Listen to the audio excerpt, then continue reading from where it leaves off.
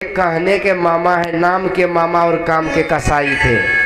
कंस शब्द जो है ना उसका अर्थ ही होता है कसाई।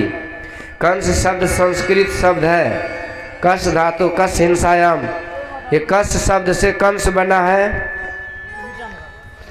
और उसी से कसाई कहते हैं उसी को देहात में। जैसे भज शब्द है, भज धातु है जिससे भक्ति शब्द का निर्माण हुआ। अब भज से भक्ति और उसी को देहाती में क्या कहते हैं भगत। तो उसी तरह से जैसे श्रद्धा को श्राद्ध बोलते हैं, उसी तरह से कंस को ही देहाती भाषा में कसाई बोलते हैं और संस्कृत भाषा में उसको कंस बोलते हैं। तो कसाई किसे कहते हैं? जो जीव को मारते हैं। तो कसाई वाला जो काम करते हैं वो भगवान के मामा भी हो जाए रिश्तेदारी में, फिर भी भगवान के वो बैरी होते हैं, भगवान के विरोधी होते हैं, ना कि भगवान के भक्त होते हैं। कहने का मतलब कि जो जीव हिंसा करते अथवा जो मीट मछली आदि कुछ भी खाते हैं, साकट वाला भोजन, मांसाहारी भोजन, वो कंस के बिरादरी के हैं, कंस के कैटेगरी के हैं। और ऐसे भगवान के भक्त कभी नहीं हो सकते, वो भगवान के बैरी हैं। उसको भगवान का आशीर्वाद नहीं, भगवान का दंड मिलता है। यही कंस को मिला। तो कथा सुनने का पहला उपदेश ये है कि हमको कंस नहीं भगवान के सखा ही होना चाहिए, तब ये कथा का लाभ होता है। जो कंस वाला काम करते हैं उसको भगवान कृष्ण का कथा काम नहीं करता है। इसलिए कंस वाला जो भोजन पानी है उसको छोड़ दीजिए, आप भगवान के सखा ऑटोमेटिक बन जाएंगे। इसलिए खान पान को प्रथम समारो, तब रस रस अवगुण सब मारो, मांस मछरिया भोजन त्यागो, असतगुण खान पान में पागो। ये मांस मछरिया भोजन को संत महापुरुष का इसका त्याग करना चाहिए। कितना आदमी कहते माताजी का प्रसाद है, माताजी का प्रसाद वही है। कौन बोला भाई? तो कहते पंडित जी बोले। तो पंडित जी को पता करिए कि पंडित जी जो बोलते हैं माताजी का प्रसाद वो वैष्णव है कि साकट है, तो आपको पता चलेगा कि वो साकट है। सीधी सी बात है कि उसको खाना है तो सीधे जजमान से तो ले नहीं सकता ना, इसीलिए बोलता है कि माताजी का प्रसाद है, प्रसाद चढ़ा दो, तो जजमान से वो चढ़वा देता, फिर अपना ले लेता है। ये इसमें षड्यंत्र है। ये कोई माताजी किसी जीव को मारने के लिए कभी नहीं बोलती थी, न बोल रही है, न बोलेगी। ये जो बोलता है ये पंडित जी बोलता है। इसलिए ऐसे पंडित जी से भी सावधान रहना चाहिए। झूठे गुरु के पक्ष को तजित न कीजिए वार, द्वार न पावे शब्द का भटके बारंबार। हरई शिष्य धन शोक न हरई, असो गुरु घोर नरक में परई। ऐसे पंडित तो नरकगामी होगा ही, लेकिन सारे जजमान के कुल खानदान को लेकर के भी डूबेगा। इसलिए पंडित जी से कोई विरोध नहीं है, पूजा पाठ के लिए लाइए बुलाइए, पर एक शर्त है कि कम से कम तो वैष्णव होना चाहिए। चाहे उल्टा सीधा कितना झाड़ फूक करे सब चलेगा, दान पुण्य मांग रहा है, लोभी लालची सब चलेगा, लेकिन यदि वह साकट है ना तो आपके 7 पीढ़ी को अपवित्र कर देगा, कभी पवित्र नहीं कर सकते वो। इसलिए वैष्णव जन होना चाहिए। तो कोई पंडित जी को कोई माँ प्रसाद के बारे में नहीं बोलते। एक बार एक पंडित जी ने वो एक जजमान को आंख में धूल झोंक करके उससे एक पट्ठा चढ़वा दिया बलि पर। अब जैसे फूल उल चढ़ाया बकरी के ऊपर, जल छिड़का तो बकरी मुड़ी हिला दी। पंडित जी बोला कि जजमान तखनी प्रसाद तैयार है, देखो प्रसाद तैयार है, अब उसको जबह करो। तो जैसे काटने के लिए तलवार निकाला ना, तो बकरी जो था ना बकरा, वो बड़ी जोर से वो पठुआ हंसा। तो पंडित जी कहते क्यों रे तू क्यों हंसा? तो पठुआ बोला देख पंडित, एक जन्म में हम भी तुम्हारे तरफ पंडित थे, ऐसे भोले भाले जजमान के आंख में धूल झोंक करके खूब बलि चढ़वाते थे। फिर हुआ क्या, जब मैं मरा न तो धर्मराज ने हमें डांटते हुए कहा इस नालायक को 550 जन्मों के लिए पठुआ बना दो, क्योंकि कठुआ खाना पीना माछ को से तो जो खा रहे दुनिया में सब वैष्णव थोड़ी है, लाखों करोड़ है जो खाते हैं। खाने पीने का कोई मतलब नहीं। मतलब यह है कि पूजा पाठ के नाम पर पूजा को अशुद्ध करना, पूजा को पवित्र करना, पूजा को बदनाम करके इस चीज को खाना, ये डबल पाप लगता है। घोर पाप लगता है उसको। इसलिए धर्मराज कहते इसको 550 जन्मों के लिए पठुआ बना के भेजो, तब पता चलेगा कि मैया का प्रसाद कैसे होता है, स्वादिष्ट। तो वही बकरी पठुआ बोला कि देख पंडित, एक पठा मैंने चढ़वाया एक जजमान से, तो 550 बार हम पठुआ बने, हमारे गर्दन पर छुरी चली। अब भैया तुम जो दर्जनों दर्जन पठुआ चढ़ाते हो रोज, तो तुमको कितना 1000 बार पठुआ बन करके तुम्हारा गर्दन उड़ेगा। इसी बात को मैं जब सोचता हूँ तो मुझे अभी हंसी आ गई। अब तो पंडित जी का पोथी पतरा सटक गया। कहते जजमान तखन ई मुहूर्त निकल गेल, आप पठुआ के कान काट के भेज दियो, फेंक भगा दियो। अब कहिए जब अपने पर बीतने लगा तो सब पूजा प्रसाद सब उल्टा हो गया। इसलिए कहता हूँ कहीं जा तो कहो जमान हमार, जाका अगर तुम काटी हो सो फिर काटे तुहार। ये मैं क्यों बोल रहा हूँ? इसलिए बोल रहा हूँ कि इतने जो भक्त हैं, जरूर है 2-4 जो है उस तरह के भक्षण करने वाले भक्त होंगे, तो कहीं उसको चोट लग जाए और कहीं छूट जाए तो कम से कम कथा का लाभ तो कुछ मिल जाएगा। एक कथा में एक भी कोई सही मार्ग पर आ जाए तो जानिए कि यज्ञ करना सफल हो गया, बहुत बड़ी बात है। तो यह खाना मनुष्य का नहीं है, जो जिसको खाता है उसके बदले में उसको वही चीज़ देना पड़ता है। मांस के बदले में मांस, गर्दन, सर के बदले में सर देना पड़ेगा। समझ गए सर? इसलिए यहाँ कंस का भगवान ने उद्धार किया, क्योंकि कंस दूसरों को मार के खाता था। और आगे सुखदेव जी महाराज प्रसंग को सुनाते हुए कहते, परीक्षित, इस मथुरा में भगवान बहुत समय तक रहे, अपने माता पिता की सेवा करते हुए अब गुरुकुल की शिक्षा के लिए भगवान उज्जैन नगरी जाते हैं। वहाँ संदीपनी मुनि के सानिध्य में गुरु से ज्ञान ग्रहण करते हैं। अल्पकाल विद्या सब पाई, थोड़ी ही समय में बहुत सारे विद्या के ज्ञाता भगवान हो गए। सारे विद्या भगवान से निकलते हैं, फिर भी भगवान क्यों विद्या अध्ययन करने गए? इसलिए कि भगवान कहते हैं कि गुरु बिनु भाव निधि तारे न कोई, अजौ बिरंची शंकर सम होई।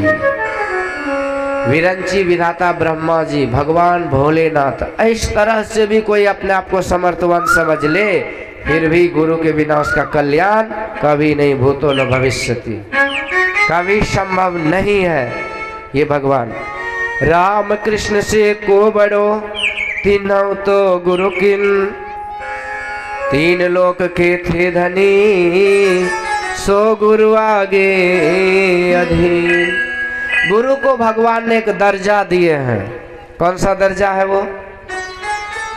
दुनिया में सबको सब तरह का टाइटल है। आपके नाम के पीछे जो जो काम करते हैं उस तरह का टाइटल, कोई सर्विस करते हैं तो जो पोस्ट पर है, कोई डीएम है, कलेक्टर है, विधायक है, एमपी, ये टाइटल है ना। कोई डॉक्टर है बड़े बड़े हॉस्पिटल के। तो इसी तरह से संत महापुरुषों के ऊपर परमात्मा का टाइटल है। ये संत जो है ये मल्लाह है, कर्णधार है। कर्णधार सदगुरु दृढ़ नावा, अदुर्लभ साज सुलभ करि पावा। कहते प्रजाओं, प्रिय प्रजाओं, ये संसार भव सागर है, अथाह सागर है, इससे कोई पार नहीं पाया आज तक। महा अजय संसार रिपु, जीत सके सो वीर। महा अजय है ये संसार, कोई जीत नहीं सकता इसे। रिपु मतलब शत्रु, एनिमी, ये दुश्मन है ये संसार। और इस संसार को अथाह सागर कहा गया है। यह संसार कांटों की बाड़ी, उलझ पुलझ मर जाना है। यह संसार झाड़ो झाकर आग लगे मर जाना है। यह संसार कागज की पुड़िया बुंद परे घुल जाना है। कहे कबीर सुनो वह साधो, सतगुरु नाम ठिकाना, रहना नहीं देश वीराना है। ऐसा यह संसार का स्वरूप है। इस संसार से निकालने वाला दुनिया में कोई नहीं है सदगुरु के अलावा। वो भेदी सदगुरु जो होते हैं, यही विधि जेवे भव पार, मोर गुरु भेद दिए। गुरु भेद देते हैं। तो गुरु से जो ज्ञान लेते हैं ना, तो केवल भौतिक ज्ञान थोड़ी देते हैं। जो पुराने जमाने का गुरुकुल था उसमें भौतिक, आध्यात्मिक, शास्त्रीय ज्ञान, गंधर्व ज्ञान, आयुर्वेद ज्ञान, गंधर्व वेद, ये सारा ज्ञान था। यानी कि पूर्ण ज्ञानी होकर के गुरुकुल से आते थे, भौतिक आध्यात्मिक दोनों तरह के ज्ञान।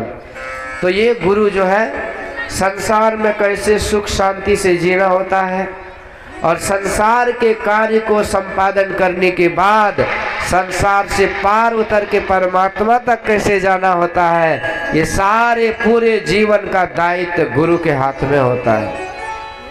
ये गुरु कुम्हार होते हैं और शिष्य बर्तन होता है।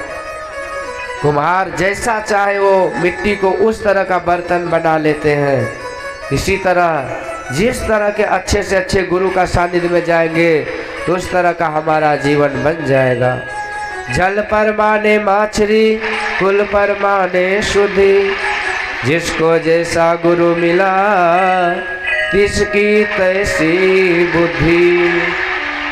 जैसा जिसको गुरु मिलता है उस तरह की उसकी बुद्धि होती है।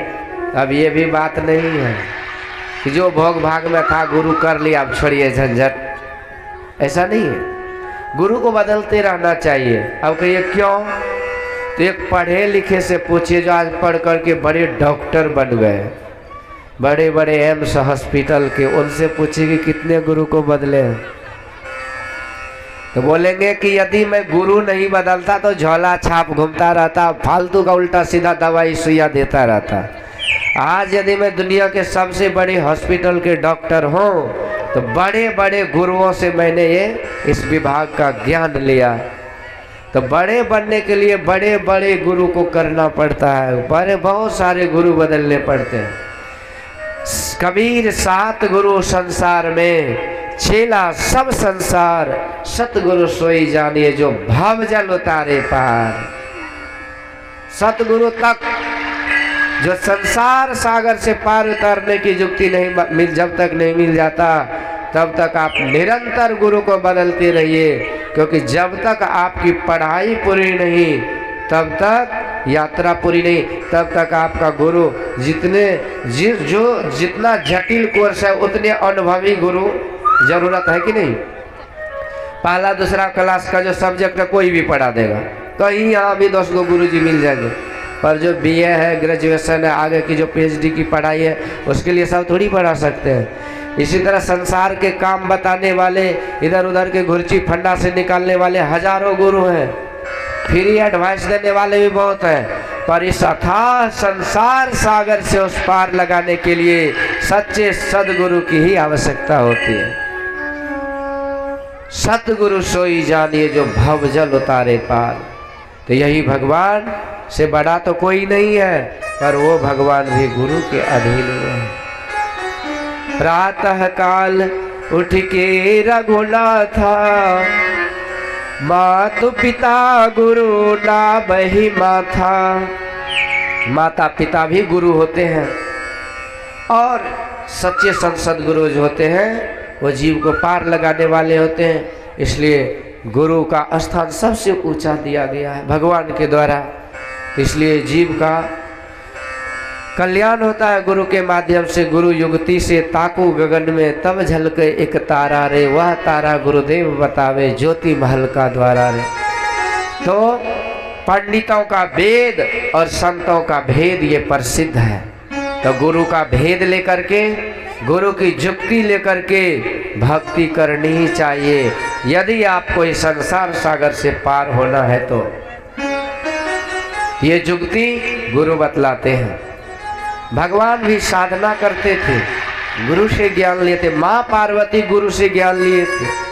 माँ पार्वती के गुरु कौन है? देवर्षि नारद जी, उन्हीं से दीक्षा लेकर के साधना करते थे। इसीलिए वंदे गुरु परंपरा, गुरु की परंपरा तब अक्षुण्ण है, सब दिन से गुरु शिष्य की परंपरा आ रही। इसलिए गुरु से ज्ञान जो लीजिए, शीश दीजिए दान, बहुतक भोदेव बह गए, जीव राखे अभिमान। वो सब मिट गए, पच गए जो अभिमान रखा। इसलिए गुरु से ज्ञान तो लेना ही चाहिए। भजन भेद जुक्ति, गुरु दीक्षा, गुरु मंत्र, यही साथ जाएगा। दुनिया का कोई ऐसा चीज़ है जो दिखा दीजिए कि जो साथ जाता है? साथ जाते समय जब अंत समय आता है तो कफन पहनाया जाता है, और वो कफन में भी जेब नहीं होता है, सुई की नोक भी लेकर के नहीं जाते। यदि जाता है तो मीराबाई कहती है, जन्म जन्म की पूंजी पाई, जग में सभी खोवायो पायो जी मैंने राम रतन धन पायो। वो प्रभु का धन पायो जी मैंने राम रतन धन पायो, पायो जी मैंने राम रतन धन पायो।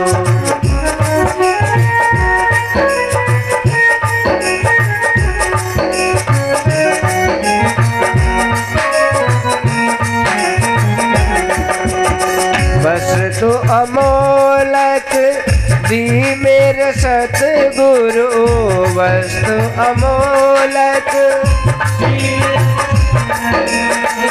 कृपा करी अपनायो, पायो जी मैंने राम रतन धन पायो, पायो जी मैंने राम रतन धन पायो, पायो जी मैंने राम रतन धन पायो। गुरु शिष्य के सारे पाप को अपने ऊपर लेकर के, सारा दायित्व अपने ऊपर लेकर के इसके जीवन को सही मार्ग पर लेकर के इसको पार कर देते हैं। पंजाब में एक बाबा जी महाराज नाम के एक संत हुए थे, उनके शिष्य का नाम था सावन सिंह जी।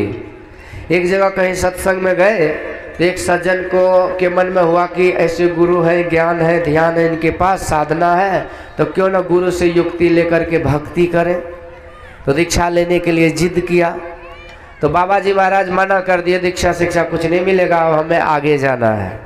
तो उनके जो शिष्य सावन थे हाथ जोड़ते कि सरकार कृपा करके बेचारे को दे दीजिए दीक्षा, जो होगा होगा। तो अब आग्रह किए तो गुरुजी मान गए, और वो सज्जन जो था उनको दीक्षा दे दिए। और इसके बाद सावन को सेवा से भगा दिए, कहते जाओ 8 दिन तक नहीं आना मेरे पास, 8 दिन के बाद आना। और उसी समय बाबा जी महाराज ऐसे बीमार हो गए न कि शरीर से लगता था कि आग बरस रहा है, मतलब आग का गोला ऐसे शरीर से, मतलब इतनी गर्मी निकल रही थी कि दूर से लोगों को ताप लगता था। और ऐसा 7 दिनों तक रहा वो बाबा जी महाराज, तड़पते रहे, छटपटाते रहे, शरीर में ताप बुखार ऐसी आ गई। 8वें दिन उनके गुरु शिष्य आए सावन सिंह जी, रोने लगे गुरु के चरण पकड़कर कि गुरुदेव, यदि मैं सेवा में रहता तो कुछ तो सेवा करके आपके दुख को दूर करता, आप तो हमको सेवा से भगा दिया और 7 दिनों तक आपने इतने पीड़ा कष्ट को झेलते रहे। तो बाबा जी महाराज कहते, देखो सावन, तुम जिस व्यक्ति को हमसे दीक्षा दिलवाया था उसके जन्म में ऐसा पाप कर्म था न कि उसको जमदूत 7 जन्मों तक गर्म लोहे के तावे पर उसको सिझाता, पकाता, जलाता।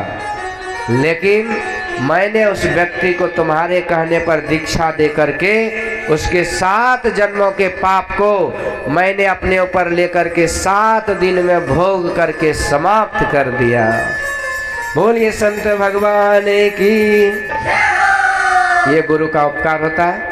पर ये जो सच्चे गुरु होते हैं ना, अरे वो सच्चे गुरु ही सच्चे माने में शिष्य के दुख को हरते हैं। इसी तरह जब हम लोग बहुत दिन तक कथा कीर्तन सत्संग को सुनते हैं ना, तो तब जाकर के गुरु की खोज करने की प्रेरणा जगती है। क्योंकि भगवान सीरियली दे दिए है ना सिस्टम। क्या है?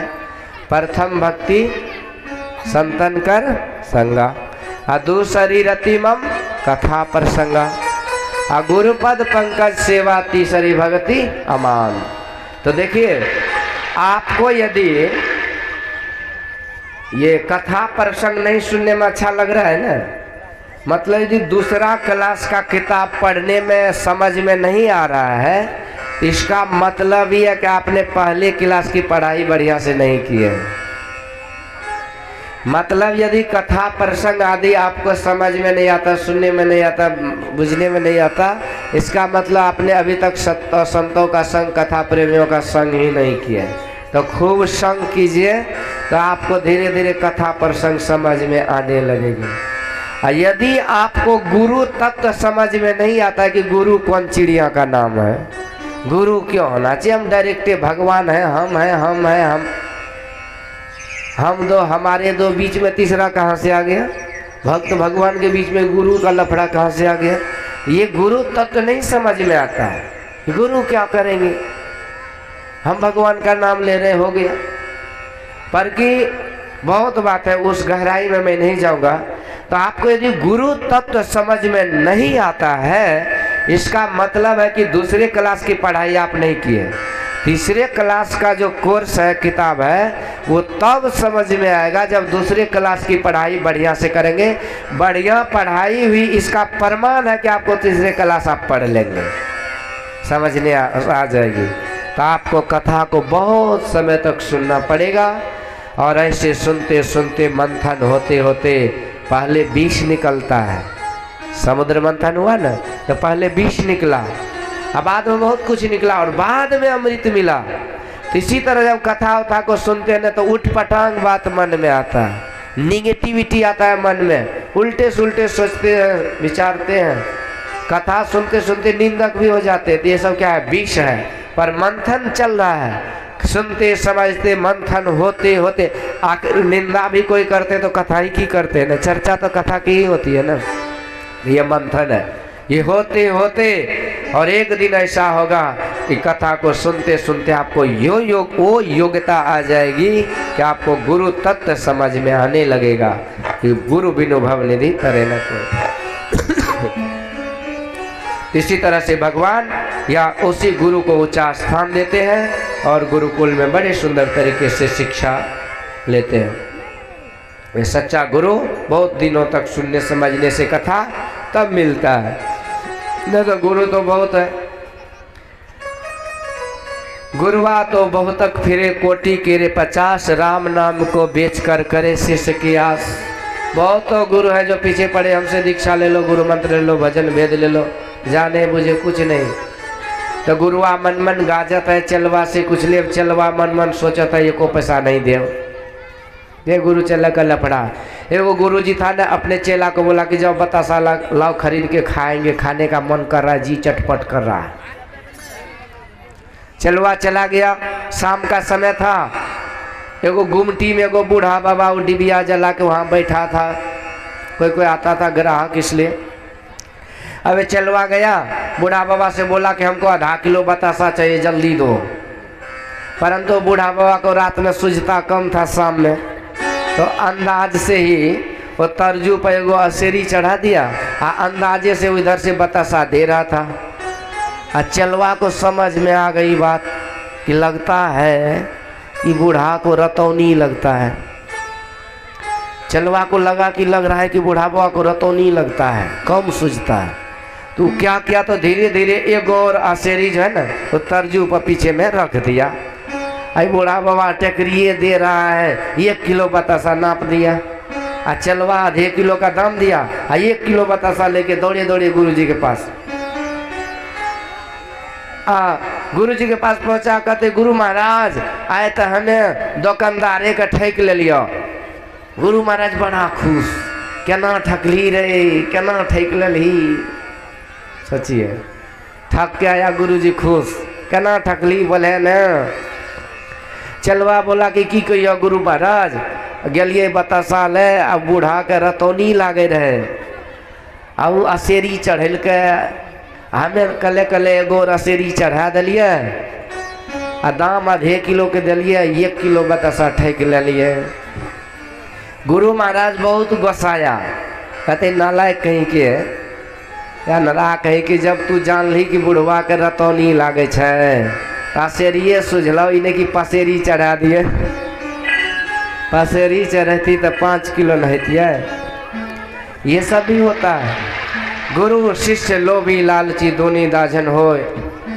तो इसलिए संत महापुरुष कहते हैं ऐसे गुरु भी हैं, अच्छे गुरु भी हैं, कच्चे गुरु भी हैं। गुरु की यहाँ निंदा नहीं, तो किसी की निंदा नहीं होती है, खराब से ही अच्छा होता है। परंतु करी सत्संग गुरु खोज करिए, चुनिए गुरु सच्चा, अब बिन सदगुरु के ज्ञान पंथ सब कच्चा ही गच्चा। ऐसे बहुत दिनों तक कथा सुनेंगे तो गुरु तत्व समझ में आएगी और फिर गुरु से ज्ञान मिलेगा, फिर आगे की भक्ति का मार्ग मिलेगा और भक्ति के मार्ग पर चलते चलते अपना कल्याण होगा। यहाँ भगवान की विदाई होती है गुरुकुल से। गुरु माता रोने लगी तो भगवान ने, जो उनका दुख ये था कि गुरु माता का जो बेटा था उसको एक असुर ने फेंक दिया था नदी में, समुद्र में, और वो मर चुका था। तो भगवान जमलोक जाते हैं, धर्मराज से वापस मांग करके गुरुपुत्र को और गुरु माता के गोद में भर दिए, लाख लाख आशीर्वाद देकर आ गए। यही आगे इसी गुरुकुल में भगवान का सुदामा जी से भेंट हुई। तो जो प्रसंग हम लोग आगे की कथा में सुनेंगे, मतलब आज ही सुनेंगे, यहाँ पर भगवान की विदाई गुरुकुल से। स्वर्ग सा सुंदर सपनों सा प्यारा है गुरु का दरबार। स्वर्ग सा सुंदर सपनों सा प्यारा है गुरु का दरबार।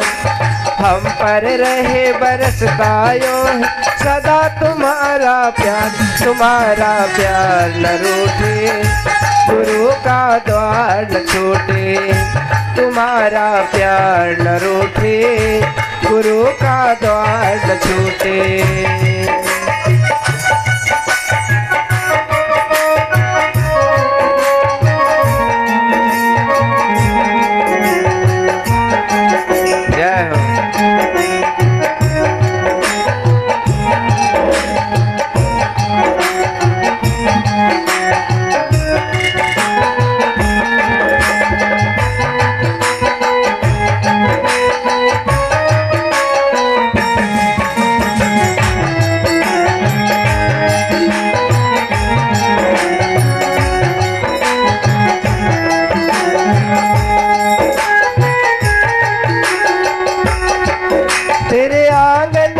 मिलते हैं हम जीवन के सुख सार, तेरे आंगन में मिलते हैं।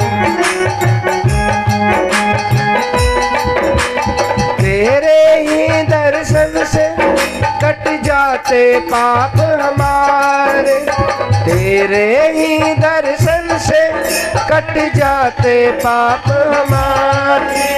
कहाँ मिलेगी ऐसी ज्योति इतना सुंदर द्वार, तुम्हारा प्यार न रूठे, गुरु का द्वार न छूटे। तुम्हारा प्यार न रूठे, गुरु का द्वार न छूटे। स्वर्ग सा सुंदर सपनों सा प्यारा है गुरु का दरबार। हम पर रहे बरसता यूं सदा तुम्हारा प्यार न रूठे, गुरु का द्वार न छूटे। तुम्हारा प्यार न रूठे।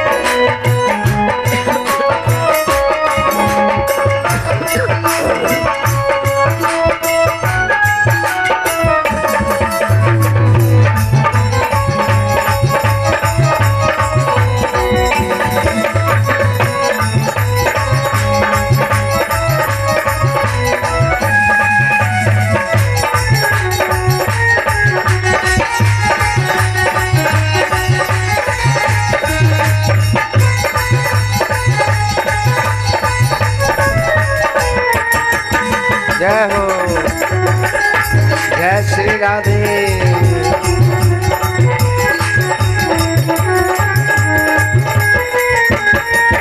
ओ मात पिता तुम मेरे, तुम संगी साथ सहारे।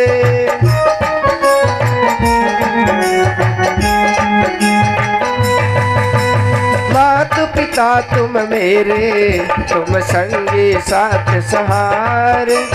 अब मेरा यह जीवन चरणों में रहे तुम्हारे, अब मेरा यह जीवन चरणों में रहे तुम्हारे। तेरी पूजा कर न सका तो, तेरी पूजा कर न सका तो जीवन है बेकार। तुम्हारा प्यार न रूठे, गुरु का द्वार न छूटे। तुम्हारा प्यार न रूठे, गुरु का द्वार न छूटे। स्वर्ग सा सुंदर सपना सा प्यारा है गुरु का दरबार। स्वर्ग सा सुंदर सपना सा प्यारा है गुरु का दरबार। हम पर रहे बरसता यूं ही सदा तुम्हारा प्यार। तुम्हारा प्यार न रूठे, गुरु का द्वार न छूटे। तुम्हारा प्यार न रूठे, गुरु का द्वार न छूटे। गुरु का द्वार न छूटे, गुरु का द्वार न छूटे।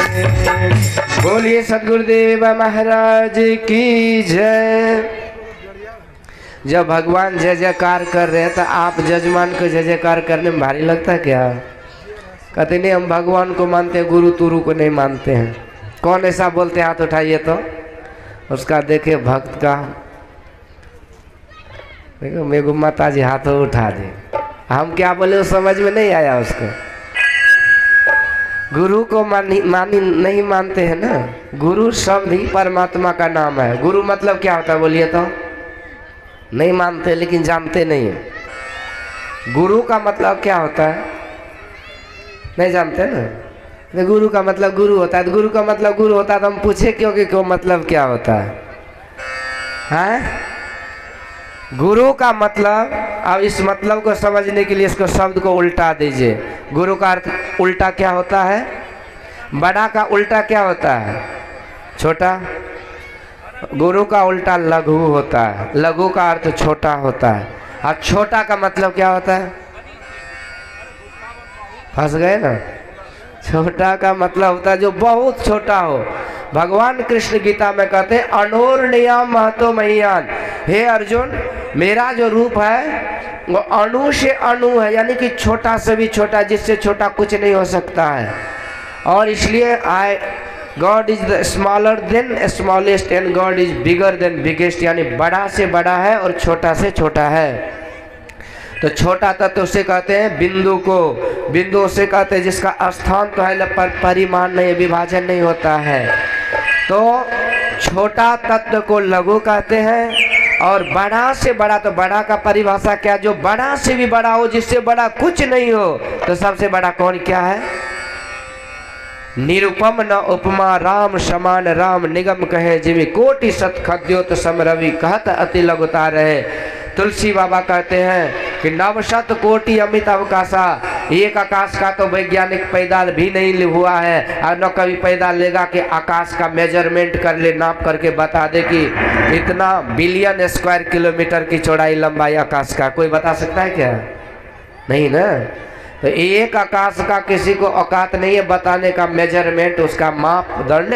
तो 100 करोड़ आकाश को कौन नाप सकता है भाई? कोई नहीं ना। तो 100 करोड़ आकाश को भी स्थान देने वाले वो परमात्मा, को ये परमात्मा कितने बड़े हैं। इसीलिए उस परमात्मा का एक और नाम है अनंत, यानी उसका कोई अंत ही नहीं है, लिमिटलेस है।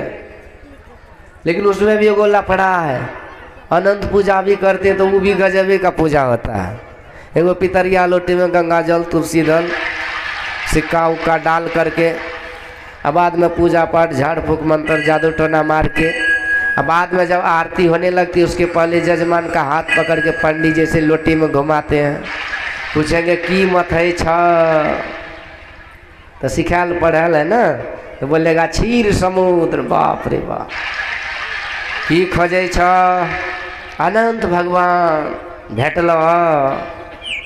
एगो सीधा सर पर जजमान था, बोला नहीं भेटले।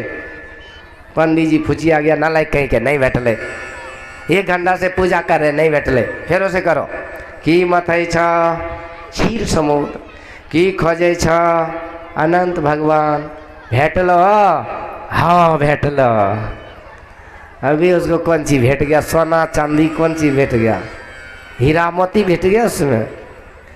तो अनंत भगवान लोटी में भी है, लोटी के बाहर भी है। उसको समझिए, मैं कह नहीं रहा हूँ कि पूजा झूठ है, पर हम उस अनादि अनंत परमात्मा को छोटे मूर्ति में भी दर्शन करते, ये बात सही है। लेकिन उसको बुद्धि के द्वारा, ज्ञान के द्वारा समझ भी लीजिए।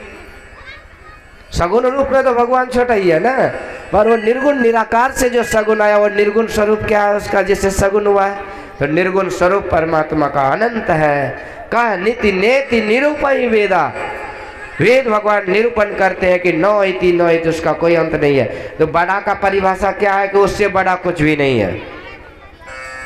ये हम संसार को, छोटा सा संसार को देखते हैं ना, इतना ही संसार नहीं है जितनी हमारी नजर घूमती है। संसार बहुत है, बहुत बड़ा।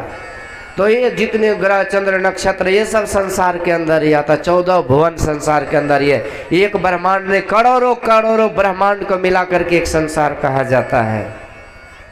ये सारे अनंत कोटि ब्रह्मांड को जन्म देने वाले परमात्मा है। वेद भगवान कहते हैं ओम युंजान प्रथमं मनस्तत्वाय सविता धियम अग्निर्ज्योतिर्निचाय पृथिव्या अद्यावरत। जल छिड़क लीजिए। कपाड़ पर जल छिड़क दिया, पर पूछिए अर्थ क्या हुआ तो पता ही नहीं।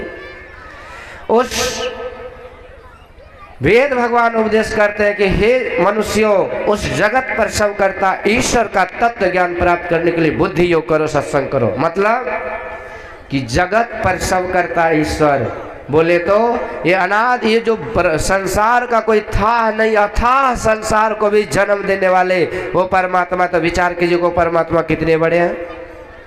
तो यही है बड़ा का परिभाषा, यानी लघु मतलब छोटा और गुरु मतलब बड़ा। और सबसे बड़ा कौन है? ईश्वर परमात्मा। तो गुरु किसे कहते हैं? गुरु बोले तो परमात्मा, गुरु बोले तो भगवान, गुरु बोले तो ईश्वर। क्योंकि भगवान को बड़े मानते हैं, छोटे मानते हैं। सबसे बड़े यदि भगवान को मानते हैं तो उसी को गुरु कहते हैं। ईश्वर परमात्मा को मानिए नहीं मानिए, बड़ा तो है ही, उससे बड़ा कुछ नहीं, उससे छोटा कुछ नहीं। इसलिए एक शब्द जो परमात्मा का सबसे प्रिय शब्द है, नाम है, वो है गुरु तत्व। इसलिए बोलिए श्री सद्गुरु।